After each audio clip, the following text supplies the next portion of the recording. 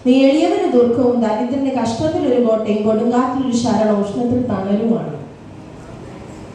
പ്രശ്നമായി മീറ്റിങ്ങിന് വേണ്ടി റെഡിയാകുമ്പോൾ വ്യക്തമായി എന്നോട് പറഞ്ഞൊരു കാര്യം, ഭയങ്കരന്മാരുടെ ചീറ്റൽ കൊടുങ്കാറ്റ് പോലെ പടകിനെതിരെ അടിക്കുക. നിങ്ങളെ നിന്ദിക്കുന്നവരാകാം, പരിഹസിക്കുന്നവരാകാം, മുറിവേൽപ്പിക്കുന്നവരാകാം, നിങ്ങളെക്കുറിച്ച് കുറ്റം പറയുന്നവരാകാം, നിങ്ങളില്ലാത്ത സമയത്ത് നിങ്ങൾക്കെതിരെ കള്ളക്കഥകൾ, കെട്ടുകഥകൾ തയ്യാറാക്കുന്നവരാകാം. ആരുമായിക്കോട്ടെ, ഭയങ്കരന്മാരുടെ കൂട്ടത്തിൽ ഞാൻ ഒരു ദൂത് നിന്നോട് പറയാം. ഭയങ്കരന്മാരുടെ ചീറ്റൽ പടകിനെതിരെ അടിക്കുമ്പോൾ ദരിദ്രനായിരിക്കുന്ന നിനക്ക് കർത്താവ് കോട്ടയാണ്. എളിയവനായിരിക്കുന്ന നിനക്ക് കർത്താവ് ദുർഗമാ. കൊടുങ്കാറ്റിലായിരിക്കുന്ന നിനക്ക് കർത്താവ് ശരണമാ. ഉഷ്ണത്തിനാ തണലാ കർത്താവ്. ഹല്ലേലൂയ. ചുട്ടുപൊള്ളുന്ന ജീവിതത്തിന്റെ യാഥാർത്ഥ്യങ്ങളിലൂടെ നടന്നു നീങ്ങുമ്പോൾ കൂടെ ചിലപ്പോൾ ആരും കാണണമെന്നില്ല. കണ്ണുനീർ കൊണ്ട് നിന്റെ കട്ടിലിനെ നീ നനയ്ക്കുമ്പോൾ നിന്നെ കാണുന്നൊരു ദൈവമുണ്ട്.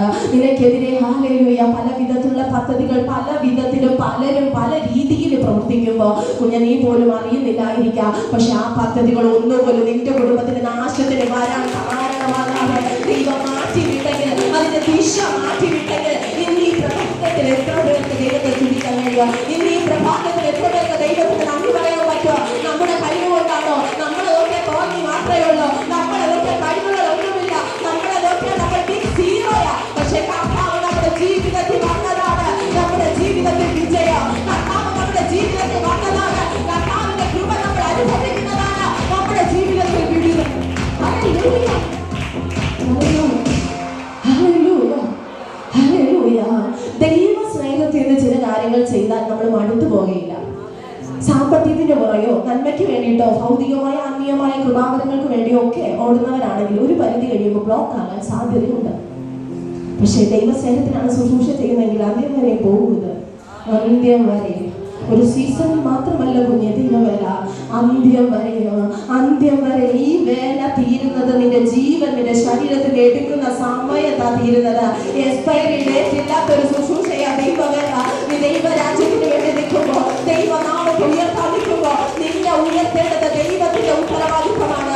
നിന്നെ പുറത്തു കൊണ്ടുവരേണ്ടത് ദൈവത്തിന്റെ ഉത്തരവാദിത്തമാണ്. ഈ ദൈവത്തിന് വേണ്ടി ചിലത് ചെയ്യുമ്പോ, ദൈവത്തിന് വേണ്ടി ചിലത് പ്രവർത്തിക്കുമ്പോ, നിന്നെ സഹായിക്കേണ്ടത് അമ്മയുടെ ഉത്തരവാദിത്തമാണ്.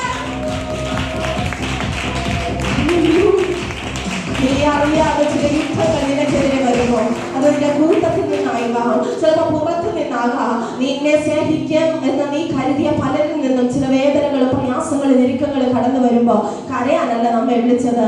അതിൻ്റെ അകത്തും ജയം തരുന്ന ദൈവമുണ്ടെന്ന് ഉറയ്ക്കാനാ. അതിൻ്റെ അകത്തും ജയം തരുന്ന ഒരു ദൈവമുണ്ടെന്ന് ഉറയ്ക്കാനാ. പ്രതികൂലങ്ങൾ എന്തിനാ വരുന്നതെന്നറിയാമോ? പ്രതിസന്ധികൾ എന്തിനാ നിന്റെ ജീവിതത്തിൽ വരുന്നതെന്ന് അറിയാമോ?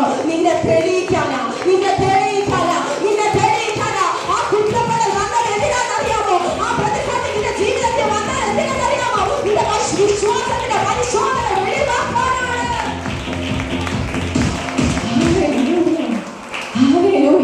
പലരും പറയുന്നു ആ കൊടുങ്കാറ്റ് കൊണ്ട് നീ നശിച്ചു പോകുമെന്ന്. ഇല്ല ഇല്ല, ദരിദ്രനെതിരെ അടിക്കുന്ന കൊടുങ്കാറ്റ് അവനെ നശിപ്പിക്കാനല്ല, അവനെ സമ്പന്നതയിലേക്ക് കൈപിടിച്ച് കൊണ്ടുപോകാനാണ്. എളിയവന് വരുന്ന പ്രശ്നം അവനെ തീർത്ത് കളയാനല്ല, ദുർഗമായി കർത്താവ് എഴുന്നേൽക്കുകയാണ്. കൊടുങ്കാറ്റിന്റെ നടുവിൽ നീ ഭാരപ്പെട്ട് നിൽക്കുമ്പോ നിനക്ക് സഹായകരായി ശരണമായി ദൈവം ഇറങ്ങും. ആരോരും ഇല്ലാതെ കരയുന്ന ചിലർക്ക് വേണ്ടി പരിശുദ്ധന്മാ പറയുന്നു, നിനക്ക് വേണ്ടി ദൈവം ഇറങ്ങും. എല്ലാവരും ഉണ്ടെങ്കിൽ ദൈവം ഇറങ്ങണമെന്നില്ല. കുഞ്ഞെ ആരും ഇല്ലാതെ ഒറ്റയ്ക്ക് ഇരിക്കുമ്പോ യേശോ പറയുന്നു, നിനക്ക് ആര് വേണം? ദൈവം വേണം, കൂട്ടം വേണോ? ഞാൻ പറയും ഒറ്റയ്ക്ക് മതി കർത്താവ്. ഒറ്റയ്ക്കാണെങ്കിൽ അപ്പന്റെ സാന്നിധ്യം ഉണ്ടെങ്കിൽ എവിടെയും കയറി അരമനകളിൽ രാജാക്കന്മാരുടെ ഇരിപ്പിടങ്ങളിൽ കയറിപ്പോയി, പൈശാചിക സാമ്രാജ്യത്തെ കയറിപ്പോയി, ചില കോട്ടകളെ കാട്ടിക്കാനുള്ള അഭിഷേകം അത്ഭുതത്തിന്റെ വഴി ഇതിനകത്ത് ദൈവം തുറക്കുക, ദൈവം തുറക്കുക. ചില സർപ്പങ്ങളെ പിടിച്ചെടുക്കാം, ചില അഴവികളെ പിടിച്ചെടുക്കാം, ചില മുഖങ്ങളെ അടിക്കാം, ചില വ്യക്തികളെ അനോട്ടിയിൽ അടക്കാൻ പാകുകളെ തേടുകളെ ശത്രുവിനെ സകല ബലത്തെ ചവിട്ടാം. ഞാൻ നിങ്ങൾക്ക് അധികാരം തരുന്നു, ഒന്നും നിങ്ങളെ തൊടുകയില്ല.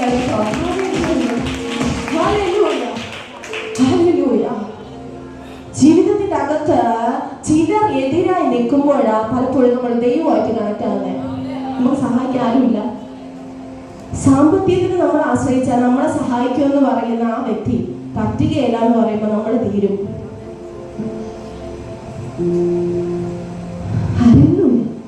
ശുശ്രൂഷ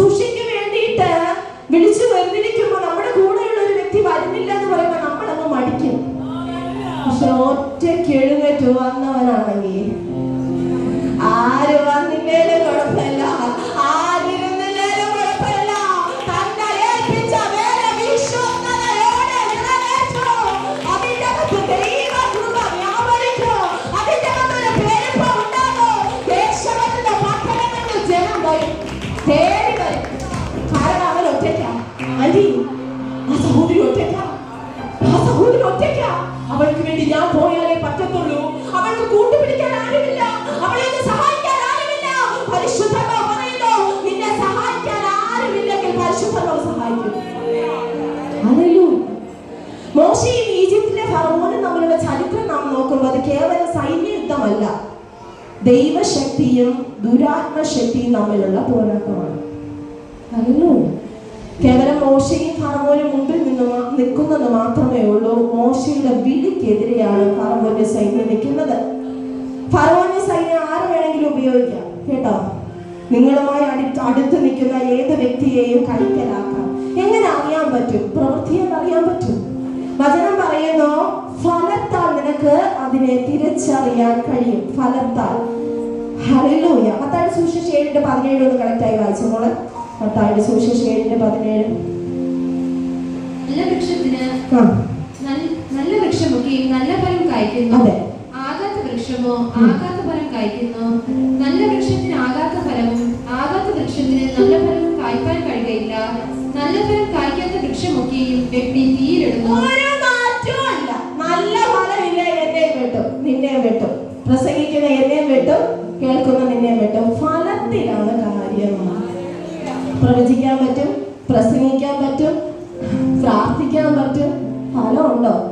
ഞാൻ എന്നോട് ചോദിക്കുക, പവിത നിന്റെ അകത്ത് ഫലമുണ്ടോ? ഫലം ഉണ്ടെങ്കിൽ കർത്താവ് നിലനിർത്തും, നിന്നെ ചെത്തി വെടുപ്പാക്കും. ചെത്തി വെടുപ്പാക്കുന്നതിന് നിന്നെ നശിപ്പിക്കാനല്ല, ചെത്തി വെടുപ്പാക്കുന്നത് അധിക ഫലം കഴിക്കുന്നത്.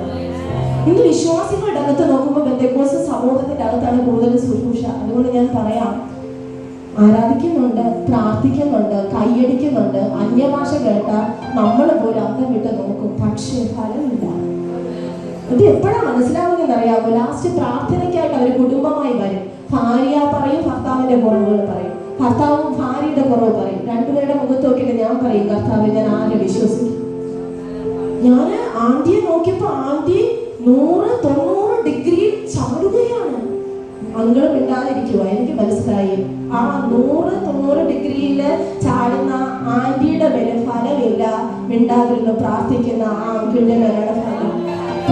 ഇതിനെ ആരാധിക്കണ്ട എന്നല്ല നിങ്ങളോട് ഞാൻ പറയുന്നത്. ഫലമില്ലാതെ നാം എന്ത് ചെയ്തിട്ടും ഒരു കാര്യവും ഇല്ല. സ്നേഹമില്ലാതെ നമ്മൾ എന്ത് കൊടുത്തിട്ടും ഒരു കാര്യവും ഇല്ല. Hallelujah, hallelujah. സ്നേഹം ഉണ്ടെങ്കിൽ അതിന്റെ പ്രവൃത്തി നടക്കും. എന്റെ കുഞ്ഞിനോട് എനിക്ക് സ്നേഹം ഉണ്ടെങ്കിൽ ഞാൻ കുഞ്ഞ് ചോദിക്കുന്ന കാര്യങ്ങൾ മേടിച്ചു കൊടുത്തിരിക്കും. എനിക്ക് കാരണം എന്റെ കുഞ്ഞാണ്. അത് എന്നോട് മാത്രമേ എന്നോട് മാത്രമേ ചോദിക്കാൻ പറ്റുകയുള്ളൂ. അതുപോലെ ദൈവത്തോട് നീ ചോദിക്കുന്ന കാര്യങ്ങൾ നിനക്ക് തരും. ദൈവത്തോടുള്ള സ്നേഹം എങ്ങനെയാ? ദൈവത്തോട് ഒരു വ്യക്തിക്ക് സ്നേഹം എങ്ങനെ അറിയാൻ പറ്റണേ? ദൈവത്തോടുള്ള സ്നേഹം ഒരു വ്യക്തിയിൽ വന്നാൽ ആ വ്യക്തി അടങ്ങിയിരിക്കത്തില്ല. എല്ലാ ആരാധനകളിലും പങ്കെടുക്കും. ഒരു ആരാധനയിൽ പങ്കെടുത്തിട്ട് അടുത്ത 6 മാസം കഴിഞ്ഞല്ല വരുന്നത്. ഒരു ആരാധനയിൽ പങ്കെടുത്ത് പിന്നെ 1 വർഷം കഴിഞ്ഞല്ല ആ വ്യക്തി വരുന്നത്. നിരന്തരമായി കണ്ടിന്യൂഷൻ. മനസ്സിലാകുന്നുണ്ടോ? കർത്താവിനെ പിന്തുടരേണ്ടത് കണ്ടിന്യൂ ആയിട്ടാണ്, തുടർച്ചയായിട്ട് പിന്തുടരണം. എന്നാൽ മാത്രമേ ആ ദൈവ വാഗ്ദത്തത്തിൽ എത്താൻ പറ്റൂ. ഹല്ലേലൂയ.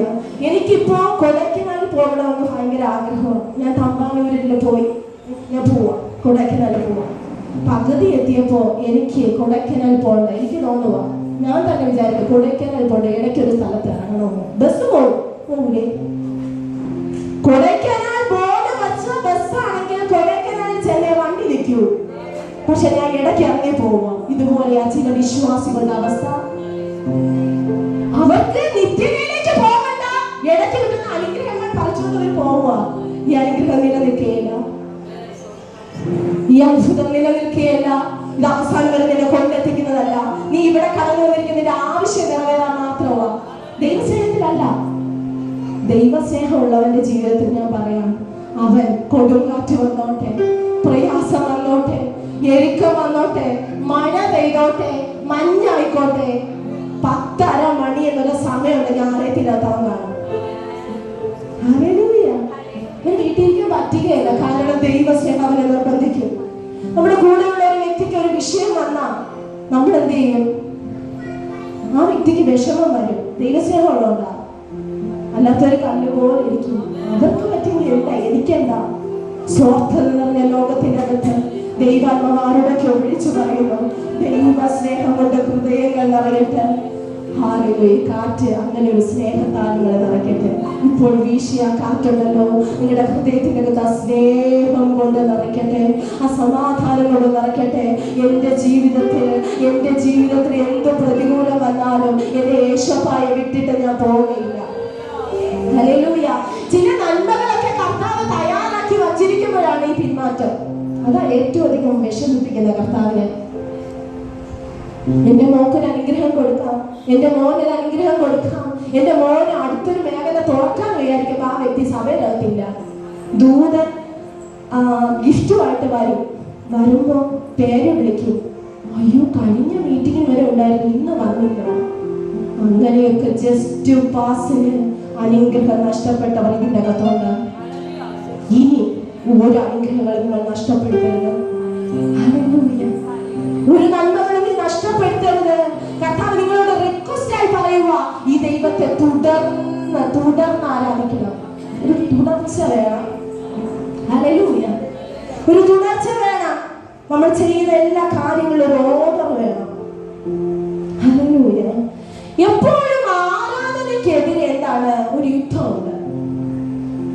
മോശ വേറെ ഒന്നിനുമല്ല ഫറവോന്റെ കൊട്ടാരത്തിനകത്ത് പോകുന്നത്, ഇസ്രായേൽ ജനത്തെ വിടുവിച്ച് ആരാധിക്കാൻ വേണ്ടി വിട്ടയക്കും. ചില ഫറവോന്മാർ വിടത്തില്ല കേട്ടോ. അത് എന്റെ ജനമാ, ഞാൻ കൊണ്ടുവന്നതാ, ഞാൻ അടിമപ്പണി ചെയ്യിക്കുക. പിടികിട്ടുന്നുണ്ടോ? ഫറവോനോട് നീ യുദ്ധം ചെയ്യണ്ട, ഫറവോനോട് യുദ്ധം ചെയ്യുന്നത് സർവശക്തനാണ്. നിന്റെ ബോസാണോ ഫറവോനായി നിൽക്കുന്നത്? നിന്റെ കൂട്ടുകാരാണോ? നിന്റെ നാട്ടുകാരാണോ? നിന്റെ ബന്ധുക്കളാണോ? ഏത് മേഖലയിലായിക്കോട്ടെ, പരിശുദ്ധനാണോ വിളിച്ചു പറയുക, ഫറവോന് നിനക്ക് യുദ്ധമില്ല, നിന്റെ യുദ്ധം ചെയ്യുന്നത് ദൈവമാണ്. നമ്മള് പുറപ്പാട് പുസ്തകം 8 മുതൽ 12 വരെയുള്ള ചാപ്റ്റേഴ്സ് വായിക്കുമ്പോൾ അതിൻ്റെ അകത്ത് ചില അത്ഭുതങ്ങൾ കർത്താവ് ചെയ്ത 10 ബാധകൾ അയക്കുക. ഫറവോൻ ഒരു കാരണവശാലും ജനത്തെ വിട്ടയക്കത്തില്ല. ഫറവോൻ അറിയാം, ഇവരെ വിട്ടാൽ ഇവര് വലുതാവും, ഇവരെ വിട്ടാൽ ഇവരടുത്ത ലെവല് കയറും. ഫറവോൻ അറിയാം, ഇവരെ വിട്ടാൽ ഇവർ ഒരു അനുഗ്രഹമാകും. മനസ്സിലാവുന്നുണ്ടോ? ഹല്ലേലൂയ. ഈജിപ്തിനേക്കാളും ഇസ്രായേൽ വലുതാവും. അപ്പൊ ഫറവോൻ വിടോ? ലാസ്റ്റത്തെ ബാധ വരുന്നത് കടിഞ്ഞൂൽ സംഹാരം. ഒരു കാര്യം ഞാൻ പറയണം, ദൈവമക്കളെ അധിക നാള് വേദനിപ്പിക്കാൻ ദൈവം ഇട്ട് തരത്തില്ല. അധിക നാള് കുറ്റപ്പെടുത്താൻ ദൈവം ഇട്ട് കൊടുക്കത്തില്ല. അധിക നാൾ അപവാദം പറയാൻ ദൈവം ഇട്ട് കൊടുക്കത്തില്ല. അവൻ ന്യായവിധി ഒരുക്കുന്ന ദൈവമാണ്.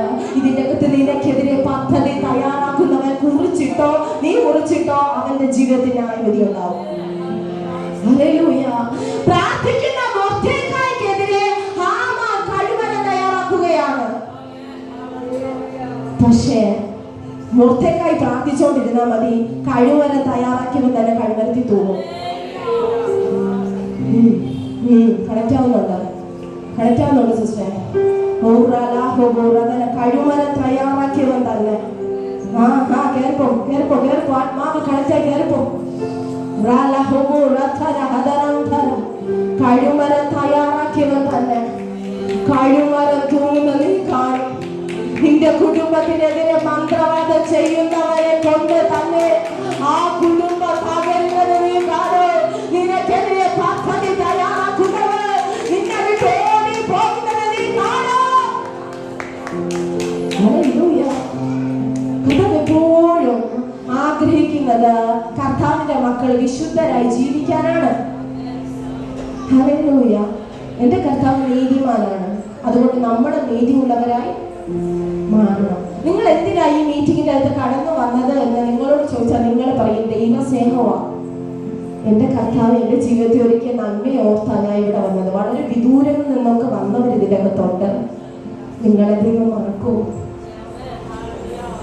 മാസത്തിലെ ഒരു മീറ്റിങ്ങിന് വേണ്ടി ജോലി മാറ്റിവെച്ച് വന്നവർ ഇതിൻ്റെ അകത്തുണ്ട്.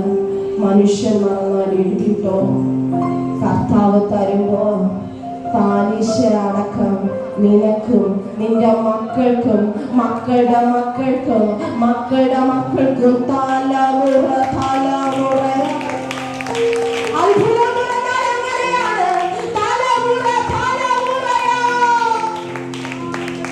എന്നും നിന്നെ വേദനിപ്പിക്കാനല്ല, എന്നും നിന്നെ ഞെരുക്കാനല്ല, എന്നും നിന്നെ താഴ്ത്തി കെട്ടാനല്ല, എന്നും നീ കരഞ്ഞ് കലങ്ങിയ കണ്ണായിരിക്കാനല്ല. നിനക്കും ഒരു സന്തോഷമുണ്ട്, നിനക്കും ഒരു സമാധാനമുള്ള അന്തരീക്ഷം ദൈവം ഒരുക്കുന്നുണ്ട്. Hallelujah, hallelujah, hallelujah. ദൈവം ഒരു കാര്യം നമ്മോട് പറഞ്ഞാൽ അത് നമ്മൾ അതുപോലെ ചെയ്യണം. മോശ എന്തു പറഞ്ഞോ അതുപോലെ കൂടെ നിന്ന് എല്ലാവരും അനുസരിച്ചു. അതുപോലെ മോശയോട് ദൈവം എന്ത് സംസാരിച്ചോ അതുപോലെ അവര് സംസാരിച്ചത് കേട്ട് അതുപോലെ ചെയ്തു. നമ്മളെല്ലാവരും വചനം കേൾക്കുന്നുണ്ട്, പക്ഷെ ചെയ്യുന്നില്ല. ചെവി ഉണ്ടെങ്കിൽ കേൾക്കും, പക്ഷെ ചെയ്യണം. വചനം കേട്ട് തന്നെ താൻ ചതിക്കാതെ അത് ചെയ്യുന്നവരായും ഇരിക്കും. സ്നേഹം എന്നത് വാക്കുകളിലല്ല പ്രവൃത്തികളിൽ വന്നിരുന്നു എങ്കിൽ റിവൈവൽ ഫയർ ഇവിടെ നിറഞ്ഞ് കവിഞ്ഞ് ഇപ്പോഴേ റോഡിൽ നിൽക്കുമായിരുന്നു. കേൾക്കുന്നുണ്ട്, ആ വചനം നിങ്ങൾക്ക് പുറത്തു കൊണ്ടുവരുവാൻ കഴിയുന്നില്ല. പ്രവചിക്കുന്നവരുണ്ടാകാം, പ്രാർത്ഥിക്കുന്നവരുണ്ടാകാം, അന്യഭാഷയിൽ സംസാരിക്കുന്നവരുണ്ടാകാം. നമ്മളെ പോലെ തന്നെ കൂട്ടുകാരനെ സ്നേഹിക്കാൻ എത്ര പേർക്ക് പറ്റുന്നുണ്ട്? പറ്റുകയില്ല. നമ്മളൊരു ഡ്രസ്സ് മേടിച്ചാൽ അതുപോലെ കൂട്ടുകാരനൊരു ഡ്രസ്സ് മേടിച്ച് കൊടുക്കാൻ ഹൃദയമുണ്ട് എത്ര പേരുണ്ട്?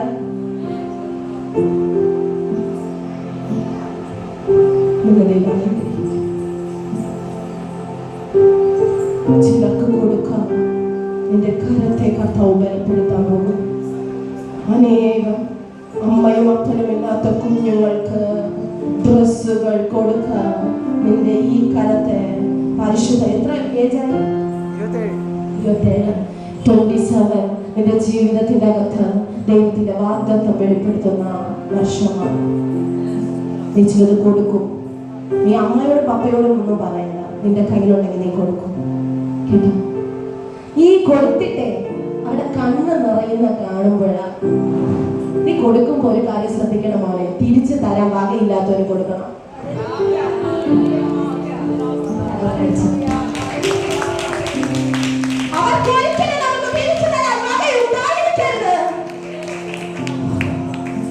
അവർ നിങ്ങളെ കാണുന്നത് ദൈവത്തെ പോലെ ആയിരിക്കും.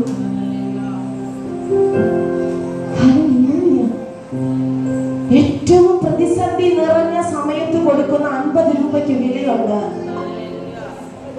ഏറ്റവും പ്രതിസന്ധി ഘട്ടത്തിൽ ഈ കൊടുക്കുന്ന 1000 രൂപയ്ക്ക് വിലയുണ്ട്.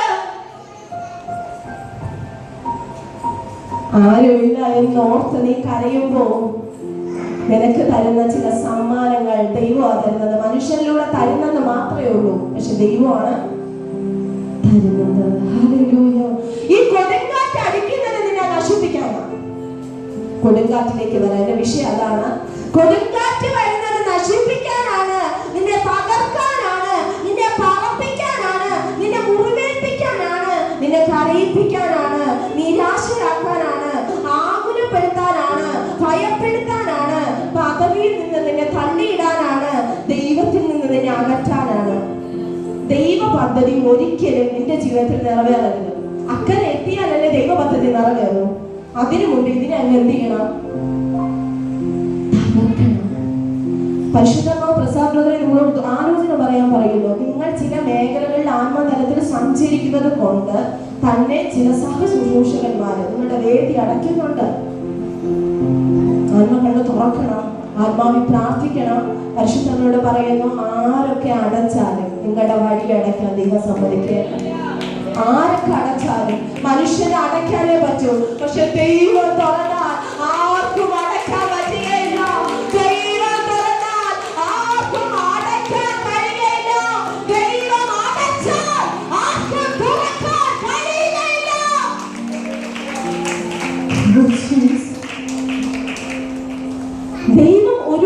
തുറന്ന് ഒരു വ്യക്തിയെ ദർശനത്തിൽ കൊണ്ടെത്തിച്ചാൽ നിന്നെ അംഗീകരിപ്പിക്കേണ്ടത് ദൈവത്തിന്റെ ഉത്തരവാദിത്വമാണ്. പിടികിട്ടുന്നുണ്ടോ? ഒരു ശുശ്രൂഷ കയ്യിൽ കൊടുത്ത് ചില വ്യക്തികളെ അവിടെ കൂടെ ആക്കി കഴിഞ്ഞാൽ നിങ്ങൾ ആ വ്യക്തിയോട് വചനം സംസാരിക്കുമ്പോൾ തന്നെ നിങ്ങളോട് അവർ ഇണങ്ങുന്നതിന്റെ കാരണം നിങ്ങളുടെ മേൽ അഭിരുള്ളത് കൊണ്ട് മാത്രമാണ്. ചിലർ നിങ്ങളെ കാണുമ്പോൾ ബസ്സിലൊക്കെ കയറി ഇരിക്കാറുണ്ട്. ഞാൻ അടുത്തിരിക്കുന്ന സഹോദരിമാരെ മിക്കവരും അവരുടെ ജീവിതകഥ മുഴുവൻ പറഞ്ഞിട്ട് എന്നെ വിടത്തുള്ളൂ. ഞാൻ വിടാതിരിക്കുന്ന മിക്കവാറും ഹെഡ്സെറ്റ് വെച്ചിട്ട് ആരും ശല്യം ചെയ്യാതിരിക്കും, പാട്ട് പാടിക്കൊണ്ടൊക്കെ ഇരിക്കും. പക്ഷെ പല യാത്രകളുടെ അകത്തും എന്നെ ചുഴണ്ടി വിളിച്ചിട്ട് പല അമ്മാമ്മമാര് ചോദിക്കും, എവിടെ പോവാ? ഒരു മീറ്റിങ്ങിന് പോവാ. മോള എവിടെന്നാ വരുന്നേ? എല്ലാം പറയും. പറഞ്ഞിട്ട് പറയും, മോളെ എനിക്കും കൂടി ഒന്ന് പ്രാർത്ഥിക്കണേ, എനിക്ക് അറിയത്ത് പോലുമില്ല, ഞാൻ കണ്ടിട്ട് പോലുമില്ല. ഇടയ്ക്ക് പാളയത്തിലോട്ട് യാത്ര ചെയ്യുമ്പോൾ ഒരു ആന്റി വളരെ ആത്മഹത്യക്ക് വേണ്ടി തയ്യാറായാണ് എൻ്റെ അടുത്തിരിക്കുന്നതെന്ന് ദൈവാത്മാവിനോട് പറഞ്ഞു. പക്ഷെ പറഞ്ഞാൽ ചിലപ്പോൾ ഇഷ്ടപ്പെടില്ല. അപ്പൊ ഞാൻ മിണ്ടാതില്ല. ഞാൻ പറഞ്ഞു ഞാൻ പറയത്തില്ല. ഞാൻ ദൈവാത്മാവിനോട് പറഞ്ഞു, എന്നോട് ഞാൻ പറയാനല്ലേ പറഞ്ഞു. ഞാൻ പറഞ്ഞു ഞാൻ പറയത്തില്ല, ഞാൻ ഇറങ്ങാൻ സമയമായിട്ട് ഞാൻ പറഞ്ഞു ഞാൻ പറയത്തില്ല, ഞാൻ ഇറങ്ങാൻ പോവുക. അപ്പൊ ദൈവാത്മാവ് എന്ത് ചെയ്യുന്നറിയാമോ? ആ വണ്ടിയെ ബ്രേക്ക് ഡൗൺ ആക്കി. ഇറങ്ങാനും നിവർത്തിയില്ല. അപ്പൊ അവിടെ ഇറങ്ങി നിന്നോ, നമ്മളെല്ലാരും ഒരുമിച്ച്. ഈ ആന്റി ഉണ്ട് കേട്ടോ, ആന്റി അവിടെ നിൽക്കുക, ഞാനും ആന്റി അവിടെ നിൽക്കുന്നു, ഞാനിവിടെ നിൽക്കും.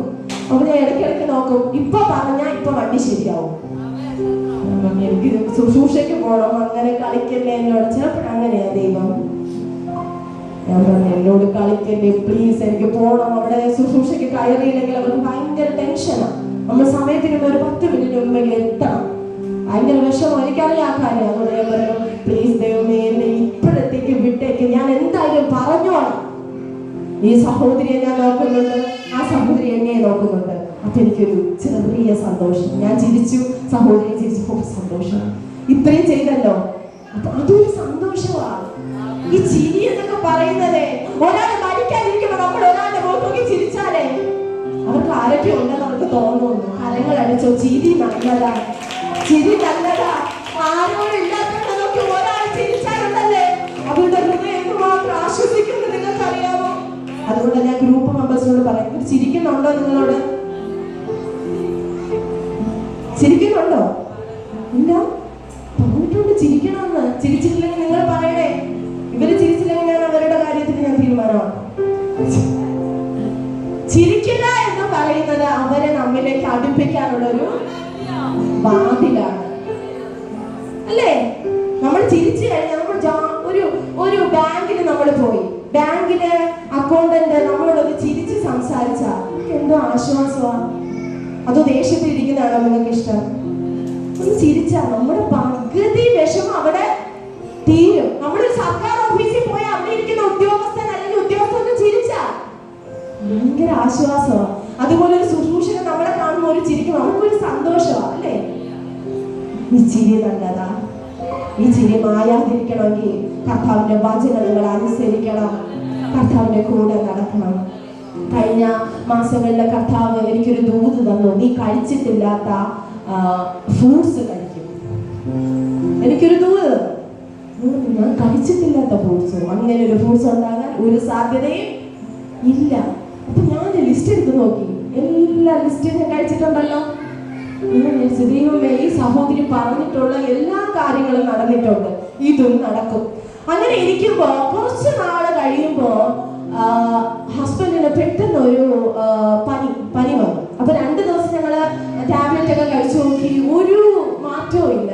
അപ്പൊ പപ്പ എന്ന് പറഞ്ഞു, ഇനി ഇങ്ങനെ ഷിറോജ് ഇവിടെ ആയിരുന്ന ശരിയാകത്തില്ല, നമുക്ക് ഹോസ്പിറ്റലിൽ കൊണ്ടുപോകണം എന്ന് പറഞ്ഞ് പപ്പ വന്നു. അപ്പൊ ഞാൻ പറഞ്ഞു പപ്പ നമുക്ക് പോവാം എന്ന്. നമ്മളെല്ലാം റെഡിയായി പോയി. അപ്പൊ അവര് പോയപ്പോ തന്നെ അവിടെ ചെന്ന് നോക്കിയപ്പോ പനി കൂടുതലാണ്, ഡെങ്കു ഫീവർ ആണ്, കൗണ്ട് വളരെ കുറഞ്ഞുകൊണ്ടിരിക്കുകയാണ് എന്ന് പറഞ്ഞു. അപ്പൊ അഡ്മിറ്റ് ചെയ്തു എന്ന് പറഞ്ഞു. അപ്പൊ ശരി, അപ്പൊ അഡ്മിറ്റ് ചെയ്തു. അപ്പം ഞാൻ കുഞ്ഞുങ്ങളുടെ കാര്യങ്ങളൊക്കെ നോക്കിയിട്ട് ഞാൻ എന്ത് ചെയ്തു, അത് രാവിലെ ഫുഡും കൊണ്ടുപോകും. ഞാൻ ആരോടും പറഞ്ഞില്ല. അവിടെ ചെന്നപ്പോ ഡോക്ടർ എന്നോട് പറഞ്ഞു, കിവി എന്നൊരു ഫ്രൂട്ട് ഉണ്ട്. ഞാൻ പറഞ്ഞു എനിക്ക് അറിയത്തില്ല ഡോക്ടർ, എനിക്ക് കിവി ഒന്നും അറിയത്തില്ല എന്ന് പറഞ്ഞു. നീ പോയി കിവി വാങ്ങിച്ചോണ്ട് വരണം എന്ന് പറഞ്ഞു.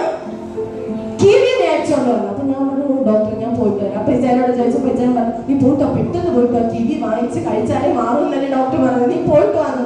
ഞാൻ അപ്പൊ ചിന്തിക്കും ആ പ്രവചനം ഞാൻ തിരിഞ്ഞെന്ന് നോക്കുക. ഞാൻ ചെന്ന് കിവി വാങ്ങിച്ചോണ്ട് വന്നു. എന്റെ ജീവിതത്തിൽ ഞാൻ കഴിച്ചിട്ടില്ല. ഈ ചായ ഒന്ന് കഴിച്ചിട്ട് ഇച്ചായ പറഞ്ഞു, എനിക്ക് മതി, നീ കഴിച്ച് ടേസ്റ്റ് നോക്കാം. അപ്പൊ പപ്പ ഉണ്ടായിരുന്നു റൂമിന്റെ അകത്ത്. അപ്പൊ പപ്പയ്ക്കും കൊടുത്തു, ഞാനും കഴിച്ചു, ഇച്ചായനും കഴിച്ചു. അപ്പൊ ഉടനെ ദൈവശബ്ദത്തിന്റെ ചെവി കേട്ടു, നീ കഴിച്ചിട്ടില്ലാത്ത ഫ്രൂട്ട് കഴിക്കും. ചിലപ്പോ ചില സാഹചര്യങ്ങൾ നിനക്ക് അനുകൂലമായ സാഹചര്യത്തിലല്ലായിരിക്കും നീ കഴിക്കുന്നത്. പക്ഷെ ദൈവം പറഞ്ഞാൽ, ഞാൻ പറഞ്ഞു, കർത്താവേ, ഇങ്ങനെയൊക്കെയും പ്രവർത്തിക്കുന്ന ദൈവമുണ്ട്. നിന്റെ സാഹചര്യം പ്രതികൂലമായിട്ടില്ല, ചിലപ്പോ പറയുന്ന സമയത്തായിരിക്കും നിനക്ക് അത്ഭുതം വെളിപ്പെടുന്നത്. ഹല്ലേലൂയ. അതുപോലെ എനിക്ക് ഡ്രാഗൺ ഫ്രൂട്ട് ഭയങ്കര ഇഷ്ടമാണ്. പക്ഷെ ഇച്ചായ കാണിച്ചു തരത്തില്ല. അപ്പൊ ഞാൻ ഈ ഡ്രാഗൺ ഫ്രൂട്ട് കഴിച്ചവരോടെല്ലാം ചോദിച്ചു ടേസ്റ്റ് എങ്ങനെ. അപ്പൊ എൻ്റെ ഒരു ചേച്ചി പറഞ്ഞു, ഒട്ടും ടേസ്റ്റ് ഇല്ലടാ, പുളിയാണെന്ന് പറഞ്ഞു. അപ്പൊ ഇച്ചായ പറഞ്ഞു, ചുമ്മാ എന്തിനാണ്, ഭയങ്കര പൈസയാണ്, നമുക്ക് മേടിക്കുന്നു വേണ്ടെന്ന് പറഞ്ഞു. ഞാൻ പറഞ്ഞു, കർത്താവേ, ഡ്രാഗൺ ഫ്രൂട്ട് എന്റെ കയ്യിൽ എനിക്ക് കിട്ടണം. ഞാൻ വാങ്ങിക്കത്തില്ല, പക്ഷെ എനിക്ക് കിട്ടണം. അന്ന് ദൈവം പറഞ്ഞല്ലോ ഞാൻ കഴിച്ചിട്ടില്ലാത്ത ഫ്രൂട്ട്സ് കഴിക്കുമെന്ന്. നിങ്ങൾക്കറിയാമോ, എന്റെ പപ്പയാണെങ്കിൽ ഞാൻ പോലും അറിഞ്ഞില്ല, അതിൻ്റെ അകത്ത് അറിഞ്ഞില്ല ഈ ഫ്രൂട്ട് അവിടെ നട്ടിട്ടുണ്ടെന്നോ ഒന്നും ഞാൻ അറിഞ്ഞില്ല. കഴിഞ്ഞ 2 ദിവസത്തിന് മുമ്പേ ഒരു ഡ്രാഗൺ ഫ്രൂട്ട് എന്റെ ഡൈനിങ് ടേബിളിൽ ഇരിക്കുന്നത് ഞാൻ കണ്ടു. ഒന്നേ ഉള്ളൂ. അപ്പൊ ഞാൻ ഓടിച്ച് വിചാരിച്ചു, ഈ ഡ്രാഗൺ ഫ്രൂട്ട് ആരാ കൊണ്ടുവന്നേ? അപ്പൊ ഈ ഇച്ചാരോട് ഞാൻ പറഞ്ഞിട്ടുണ്ടല്ലോ, ഇച്ചാൻ പറഞ്ഞു, ദൈവം. ഞാൻ പിന്നെ ചോദിക്കും, എന്താ ഇച്ചായ പെട്ടെന്ന് പോയി ആരാ കൊണ്ടുവന്നേ? അപ്പൊ പിന്നെ ഇച്ചായ പറയുക, ദൈവം. നിങ്ങൾക്കറിയാമോ, എന്റെ പപ്പ നമ്മുടെ പുരയിടത്തിന്റെ അകത്ത് നട്ട് വളർത്തി ഡ്രാഗൺ ഫ്രൂട്ടിന്റെ ഒരു നിര തന്നെ അവിടെ ഉണ്ട്.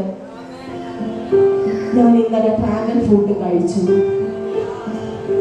ഹല്ലേലൂയ. നിങ്ങൾക്ക് സന്തോഷമില്ല, നിങ്ങൾക്ക് കിട്ടും. നിങ്ങൾ കഴിച്ചിട്ടില്ലാത്ത ഫ്രൂട്ട്സ് ദൈവം നിനക്ക് തരും. നിങ്ങൾ കഴിച്ചിട്ടില്ലാത്ത ആഹാരം ദൈവം നിനക്ക് തരും. എങ്ങനെ തരുമെന്ന് നിങ്ങൾ എന്നോട് ചോദിക്കരുത്. ദൈവം തരുമെന്ന് പറഞ്ഞാൽ തന്നിരിക്കും. ഹല്ലേലൂയ. അപ്പൊ ഈ കൊടുങ്കാറ്റ് അടിക്കുന്നത് എന്തിനാ? നശിപ്പിക്കാൻ, തകർക്കാൻ. അപ്പോ സംഗീതങ്ങളുടെ പുസ്തകം 78:8 പിതാക്കന്മാർ ശാഠ്യവും മത്സരവും കാണിക്കും. ഒന്ന് വായിച്ചേ മോളെ.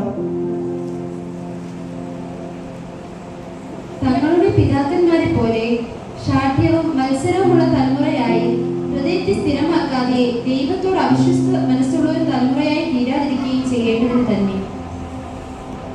അപ്പോ ഇസ്രായേൽ ജനം എല്ലാ അത്ഭുതങ്ങളും മറന്നുപോയി. അതുകൊണ്ട് ഞാൻ എപ്പോഴും എന്റെ ജനത്തോട് പറയുന്ന ഒരു കാര്യമുണ്ട്, ഇടയ്ക്കിടയ്ക്ക് തിരിഞ്ഞു നോക്കുന്നത് നല്ലതാണ്. ഒറ്റയ്ക്കിരുന്ന് രാത്രിയാമങ്ങളിൽ കരഞ്ഞത്, ആരും സപ്പോർട്ടില്ലാതെ പ്രയാസപ്പെട്ടത്, മരിക്കാൻ വേണ്ടി ആഗ്രഹിച്ച് കിടന്നത്, ആരാധിക്കാൻ സാഹചര്യം ഇല്ലാതെ, സ്വാതന്ത്ര്യം ഇല്ലാതെ വേദനിക്കപ്പെട്ടത്, ഇടയ്ക്കിടയ്ക്ക് ചിന്തിക്കുന്നത് നല്ലതാണ്. വേറെ ഒന്നും വേണ്ട. കൊറോണ കാലഘട്ടത്തിൽ ദൈവം നിന്നെ നടത്തിയ വഴി ഒന്ന് മാത്രം ആലോചിച്ചു.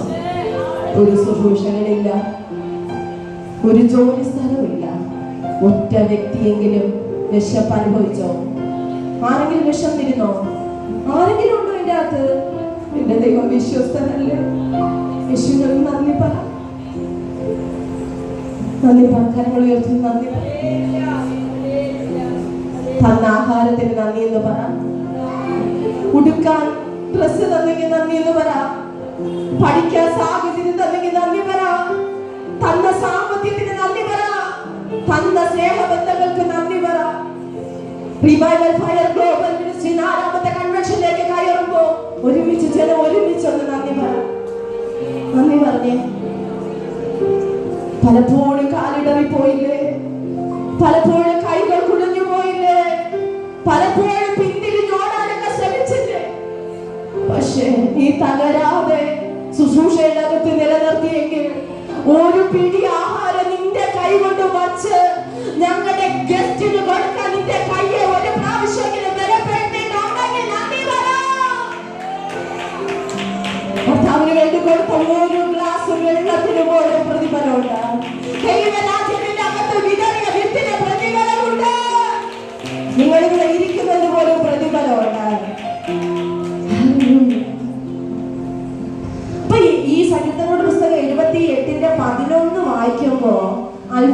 പക്ഷേ അവരെന്ത് ചെയ്തു? മറന്നു. മറന്ന അഹങ്കാരം വരും, മറന്ന ഞാനെന്ന ഭാവം വരും, മറന്ന നമ്മൾ അകലാൻ തുടങ്ങും. മറക്കരുത്. നിങ്ങളെ വിഷമിച്ച കാര്യങ്ങൾ നിങ്ങൾ മറക്കണം. നിങ്ങളെ ചിലർ മാറ്റി നിർത്തിയിട്ടുണ്ടാകും, അവരെ മറക്കണം. നിങ്ങൾക്കെതിരെ പദ്ധതി തയ്യാറാക്കിയിട്ടുണ്ടാകും, അവരെ മറക്കണം. പക്ഷെ വന്ന വഴി മറക്കരുത്. ഹല്ലേലൂയ.